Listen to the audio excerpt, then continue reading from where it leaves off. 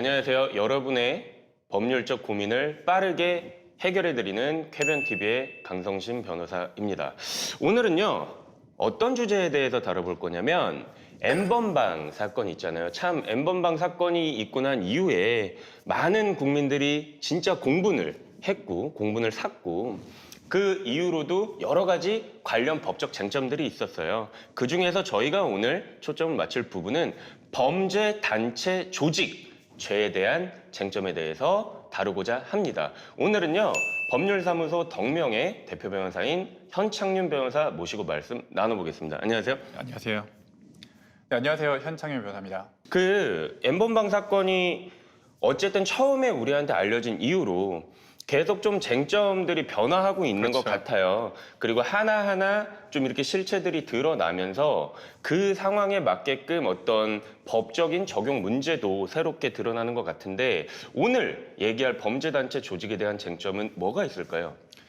제가 먼저 말씀을 드려야 될 게 N번방 사건이라는 것이 우리 사회에 있는 성범죄의 어떤 패러다임이 바뀌는 사건이라고 봐야 될 것 같아요. 이게 단순히 조주빈이라는 이 박사라는 하나의 악마가 저지른 파렴치한 범죄, 그것도 맞지만 이미 우리 수면 밑에서 이런 성범죄의 패러다임이 이 정보, 이 온라인과 함께 계속 진화를 했었거든요. 그런 것이 수면 위로 올라와서 대중들에게 딱 각인된 사건이 바로 이 N번방, 이 텔레그램 방으로 드러난 N번방 사건이라고 봐야 돼요. 네. 그러면서 우리가 처음에는 핵심 쟁점이 이게 정말 주목할 만한 게 이 N번방 사건이 핵심 쟁점이 계속 바뀌었어요. 그쵸. 언론에서도 주목하고 있는 쟁점이 계속 달라졌어요. 왜냐? 이게 마치 안개 속에 있는 것처럼 우리가 안개 속에 있는 물건을 꺼낼 때 뭐 장님이 코끼리 만질 때처럼 그 실체를 정확하게 몰랐던 거예요. 처음에는 어떻습니까? 이 조주빈이란 개인 얼마나 악마이고 어떤 파렴치한 범죄를 했고 극악무도한 피해를 일으켰고 피해자들이 어떤 고통을 입고 있는가 그런 쟁점에서 그 다음에는 그 N번방 시청자들을 어떻게 처벌할 수가 있고 그들을 포토라인에 세울 수 있는가 신상 공개할 수 있는가 이렇게 핵심 쟁점이 흘러갔다가 지금의 핵심 쟁점은 이 범죄단체 조직죄나 앞으로 이 어떻게 조직화되고 온라인으로 스며들어온 이 성범죄에 대응할 수 있을까? 그래서 나오고 있는 화두가 이 범죄단체 조직죄 성립해야 된다. 이렇게 처벌해야 된다. 이겁니다. 그러면 그 범죄단체 조직 오케이, 알겠습니다. 그러면은 이거를 본 유저들도 있을 것이며 네. 수많은 그런 어떤 점 조직들도 있을 것이며 정말 음성적으로 행해지는 수많은 연관 사람들이 있잖아요. 그러면 이들을 한데 묶어서 범죄단체 조직을 했다라고 보는 건가요? 사실 그렇게 보기에는 좀 힘들고요. 사실 뭐 그렇게 보고 싶은 사람도 있을 겁니다. 근데 우리는 핵심에 집중을 해야 돼요. 우리가 이 범죄 단체 조직들을 논의하는 이유는 이 앞으로 발생할 수 있는 이 토라넷도 있었고 기존에서 계속 있어 왔잖아요. 이런 온라인상의 성범죄가 이런 범죄들에서 더 이상 기존의 범죄 이런 기존 형법만으로는 대처하기 힘든 이미 그 임계점이 왔다는 거예요. 그래서 이런 범죄에 어떻게 대응해야 될지 논의를 해야 된다는 것이 지금 핵심 쟁점입니다. 이게. 그러면은 네. 범죄단체 조직이라는 게 네. 종전에는 없었던 어떤 새로운 개념을 도입해서 앞으로 적용하자라는 그런 의미일까요? 그런 의미는 아니고요. 사실 그 보이스피싱이 처음 나왔을 때도 우리가 어떤 충분한 대응을 뭐 하지 못했어요. 지금은 근데 어떻게 됐습니까? 보이스피싱 같은 경우 많이 해보셨잖아요. 이 보이스피싱도 예전에는 그 한 개인에 대해서 한 개인을 뭐 사기나 뭐 절도나 뭐 이런 식으로 횡령이나 이런 식으로 처벌했을 뿐인데 지금은 하나의 범죄 조직이 성립된 것으로 보고 그것을 적극적으로 파헤쳐서 그 뿌리 뽑는 노력을 많이 하고 있습니다. 성범죄도 마찬가지로 그런 방식으로 가야 된다는 거죠. 기존의 성범죄가 구시대의 성범죄가 한 사람이 한 사람에 대해서 협박하고 폭행을 하고 어떤 뭐 강간을 하고 이런 시대였다면 지금은 그리고 그 이후 현대 시대에 들어오면은 어떤 조직화된 단체가 조직적으로 이 사람들을 인신매매하고 협박하고 뭐 성매매를 하게 했다면은 지금 앞으로 있을 범죄들은 그것이 온라인으로 스며들어서 좀 더 무형의 협박, 온라인을 이용한 협박 그런 착취가 발생할 것이 분명하고 그 효시가 되는 게 대중들에게 이제 수면 위로 올라온 것이 바로 이 N번방 사건이라는 거죠. 그러면은 어쨌든 그 쟁점 자체가 성범죄의 패러다임도 많이 변화를 했고 그렇죠. 그러니까 예전에는 어떻게 보면은 개개인 간에 있었던 일들이 이제 정말 조직화돼서 여러 그렇죠. 명들이 함께 범죄를 저지른다 이러한 개념에서 말을 하시는 것 같아요. 그렇죠. 그리고 순식간에 조직화되죠. 이게 기존에는 정말 예전에는 뭐 소위 뭐 조직폭력배들이 하나씩 모여서 너 내 밑에서 일해라 이런 식으로 조직화가 됐다면 지금은 온라인에서 익명성이 있는 사람들끼리 순식간에 나는 이런 행동을 할 거야라고 하면서 기존에 없었던 형태로 조직화가 돼요. 나는 이런 범죄를 하고 너는 이런 범죄를 하고 이 N번방 조주빈 사건에서도 중요한 게 이 조주빈이라는 사람은 사실은 뭐 강간을 하지 않았어요. 그렇죠. 이 조주빈이라는 사람에게 씌워진 범죄 혐의 중에 중요한 것이 아동 청소년, 아청법상 강간 이런 것이 있는데 실제로 조주빈은 강간을 하지 않았어요. 텔레비전 프로그램에서도 그 미성년자 강간 피해자가 나와서 나는 이런 피해를 당했다라고 밝히는데 그 범죄 행위자가 조주빈이 아니에요. 그런데 지금 이 조주빈을 아청, 이 강간으로 처벌하기 위해서는 이 뭔가 구체적인 명령이 있다거나 그게 아니라면 이 범죄 단체였다. 이런 식으로 구성을 해야만이 가능하다는 거죠.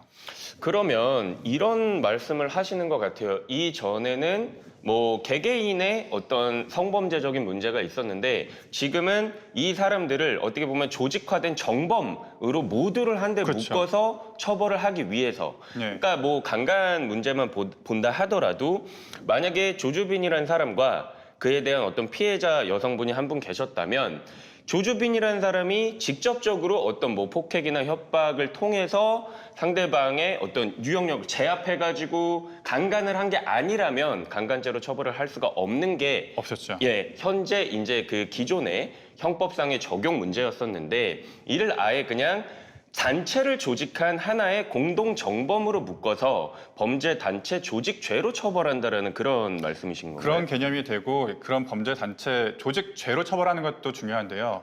그 범죄 단체가 인정이 되게 되면은 그 범죄 단체 그 각 조직원들이 행한 범죄가 쉽게 공범으로 인정될 수가 있어요. 그래서 공동 정범이 되는 거죠.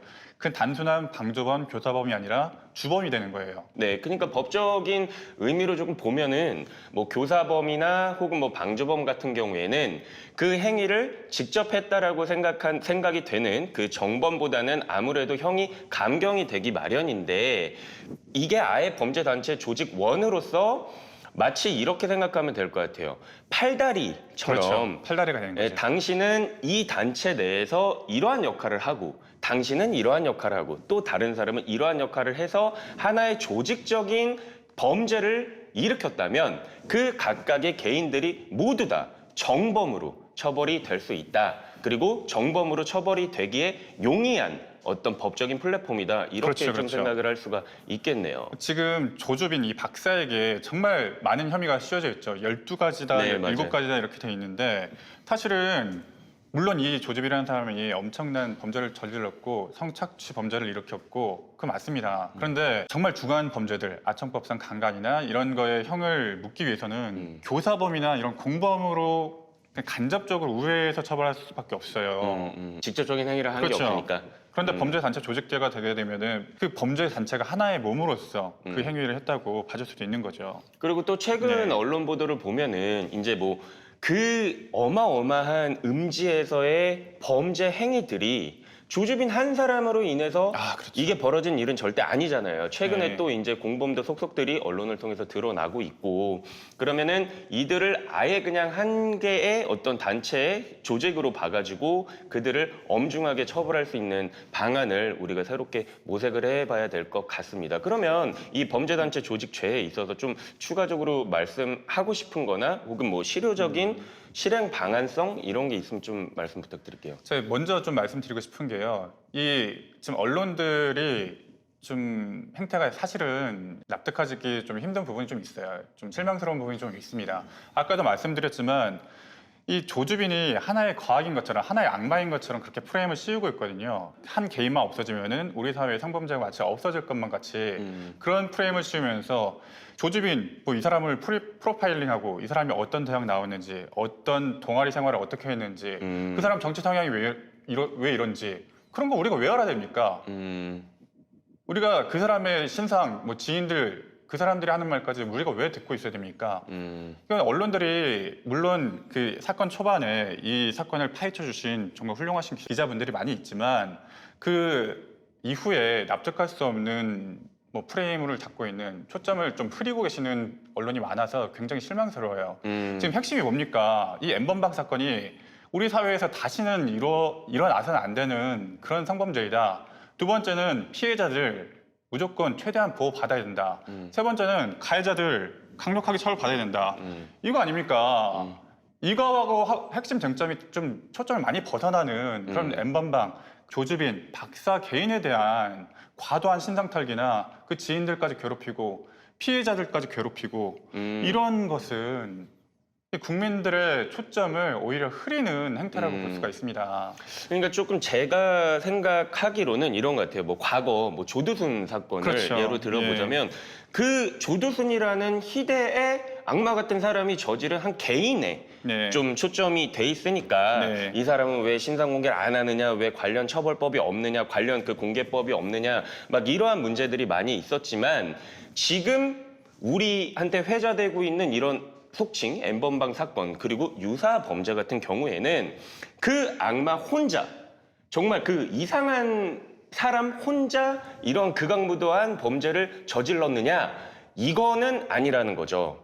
그러니까는 그렇죠. 말 그게 그대로 굉장히 핵심적이죠. 한 사람이 그 사람의 어떤 전적인 귀책 사유로 인해서 끔찍한 범죄를 저질렀느냐 그게 아니라 이번 N번방을 사건을 토대로 보면은 많은 사람들이 엮여 있고 그리고 그렇죠. 말씀하신 것처럼 한 사람이 그러한 범죄를 저지른 게 아니라 정말 수많은 어떤 조직과 많은 구성원들이 이러한 좀 신종 유형이라고 해야 되나요? 그렇죠. 이러한 성범죄를 저지른 거기 때문에 이에 대한 포커스를 맞추고 향후에 재발을 방지하기 위해서 우리가 어떠한 논의를 이어나가야 될지 이거에 대해서 포커스가 맞춰져야 되는데 말씀하신 것처럼 이거는 정말 조두순 사건과는 많이 다른 다르죠. 유형의 다른 유형이죠. 문제인데 그 사람만을 어떻게 뭐 조주빈이면 조주빈만을 특정해가지고 그 사람이 마치 혼자 저지른 그런 범죄화 시키는 게 조금 문제점인 것 같다 이런 말씀이신 것 맞습니다. 같아요. 이 네. 조주빈 이 박사도 기자와의 인터뷰에서 이런 얘기를 해요. 나는 돈이 되니까 한다. 그리고 그 성착취물은 나의 취향이 아니고 소비자의 취향이다. 무슨 얘기입니까? 돈이 되니까 한다는 네. 거잖아요. 네. 그 소비자들이 뒤틀린 욕망을 가지고 있고 그 욕망 때문에 돈을 지불하는 한 이 텔레그램 박사방 사건은 어떻게든 변화해서 다시 발생할 거라는 거예요. 이제는 한번 걸렸으니까 더 주도 면밀해지겠죠. 더 잡기가 더 힘들어질 겁니다. 이런 형태로 계속 변화하는 이런 성범죄 그 패러다임이 바뀐 게 지금 누차 말하지만 대중에게 각인된 사건이 이거일 뿐이고 그 수면 밑에는 수많은 N번방이 존재할 겁니다. 이거에 어떻게 대처를 해야 되는지가 지금 핵심 쟁점으로 잡혀야 되는 겁니다. 그러니까 그 전에는 네. 뭐 이제 소위 얘기하면 수많은 유저들이 있었잖아요. 그렇죠. 그 막 드러나지 않는 수많은 네. 뭐 26만인가 막 이런 추산치도 네. 나오고 했었는데 그러니까 이 사람들을 과연 이제 음란물을 소지했다라는 그 아동 음란물을 소지했다는 이유만으로 이제 뭐 처벌이 되느냐 안 되느냐 막 이런 문제도 많이 있었단 뭐 말이에요. 물론 그 문제도 중요하긴 하지만 그러니까- 핵심 쟁점은 네. 그러니까 그런 부분에 우리가 막 초점이 맞춰져 가지고 막 사람들이 많이 막 뭐 두려워하고 있고 막 내가 과연 소지를 하고 있는데 처벌을 받나요? 뭐 내가 실수로 이걸 들어갔는데 뭐 나도 처벌을 받는 건가요? 막 이러한 뭐 문제들이 언론에서 많이 이제 집중적으로 다뤘었던 적이 있는데 그 사람들의 어떤 소지로 인해서 처벌을 받는다 안 받는다 그런 문제가 아닌 아예 그냥 모든 관련자들을 한데 묶어서 공동정범으로서 혹은 뭐 정범으로서 네. 처벌을 할 수 있는 방안을 마련하는 데 있어서 범죄단체 조직이 문제가 될 수 있겠다 논의가 될 수 있겠다 이런 물론- 말씀을 해주시는 것 같아요. 그렇죠. 물론 그 소비자들은 범죄 단체까지는 인정이 안 될 가능성이 높아요. 그래서 그 별도로 범죄단체 조직 제한은 좀 별도로 그 소비자에 대해서는 강력하게 처벌을 해야 된다는 거에는 제가 동감을 해요. 그런데 그 어쨌든 그 소비자가 있고 소비자는 소비자를 처벌을 하고 그 범죄단체를 조직하고 운영하는 사람들에게는 당연히 더 강력한 처벌을 해야 되겠죠. 그렇게 핵심 쟁점이 좀 변화하고 있고 그래서 이제 범죄단체 조직제가 논의가 구체적으로 되고. 논의가 되고 있는 겁니다. 그 말씀을 들어보니까 진짜 어떻게 보면은 이 수많은 어떻게 막 피라미드식처럼 그렇죠. 우리 예전에 그 피라미드식의 어떤 범죄처럼 많은 어떤 사람들이 음성적으로 한데 엮여서 이러한 범죄를 저질렀다면 이들을 모두 다 한 번에 모아서 실효성 있게 처벌할 수 있는 방안이 강구되어야 될 것 같습니다. 또 그렇죠. 추가적으로 하시고 싶은 말씀 있으신가요? 그리고 이게 법리적으로도 이 형법상 범죄단체 조직자는 형법에 규정이 되어 있거든요. 이 최근에 판례를 보면은 뭐 보이스피싱 범죄 같은 경우에도 실제로 구체적으로 누가 누구인지 누가 구체적인 주범인지 잘 모르는 경우에도 점점이 되어 있는 조직이지만 그런 범죄단체 조직죄를 인정하는 경우도 있어요. 그래서 이런 경우에도 구체적으로 이 박사라는 사람이 어떤 유형력을 행사한 건 아니지만 협박과 이런 지휘를 한 것이긴 하지만 그런 경우에만도 충분히 범죄단체 조직죄가 인정될 수 있는 가능성도 있습니다. 판례가 구체적으로 이번 사건을 좀 계기로 성범죄에 있어서도 좀 판례가 좀 변경이 되거나 좀 폭넓게 인정해 줄 수 있는 그런 사례가 좀 될 것으로 보입니다. 그러니까 수사기관에서 어쨌든 뭐 피의자들을 색출하기 위해서 다방면의 노력을 하고 있다라고 하는데 네. 그 말씀하신 그 수많은 지하의 음성 조직원들 그리고 네. 조직들이 최대한 밝혀져가지고 이 사람들을 반드시 법의 심판대 위에 세우게 해서 예. 말씀하신 그 판례의 기준도 예. 명확하게 나오고 그로 인한 실효성 있는 어떤 처벌 방안이 강구되어야 될 것 같습니다.